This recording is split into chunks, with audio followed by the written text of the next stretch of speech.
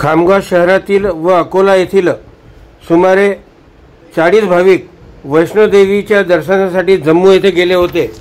दरम्यान भारत व पाकिस्तानमध्ये तणावाची स्थिती निर्माण झाल्याने त्या ठिकाणी दोन्ही गावातील 40 लोक अडकले आहेत।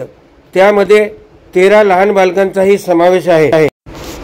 सर्व भाविक सुखरूप असून त्यांनी बुलढाणा जिल्हाधिकारी यांच्याकडे मदतीची हाक दिली आहे। सूत्रांनी दिलेल्या माहितीनुसार आज हे सर्व भाविक कटरा येथून जम्मूकडे रवाना झाले असून तेथून रेल्वेद्वारे किंवा इतर वाहनाद्वारे आपल्या गावी परतणार असल्याची माहितीही मिळाली आहे।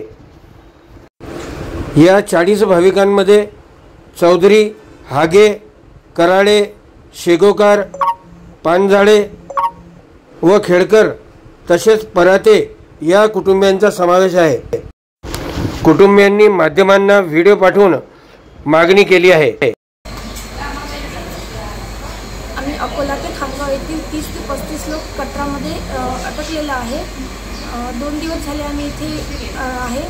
2 दिवसापासून हाय अलर्ट जारी झालेला आहे। इथे आम्हाला काहीतरी मदत करण्यात यावी। आम्ही बुलढाणा कलेक्टर ऑफिसमध्ये संपर्क साधला। त्यांनी आम्हाला सांगितलं की सरकारने अजून अशी काहीच व्यवस्था केलेली नाही आहे, तरी तुम्ही आमची काहीतरी मदत करण्यात यावी। कारण आज आम्हाला हॉटेल पण सोडायचं आणि ट्रेन कुठलीच अवेलेबल नाही आहे।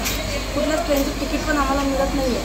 त्यामुळे आमची काहीतरी मदत करण्यात यावी।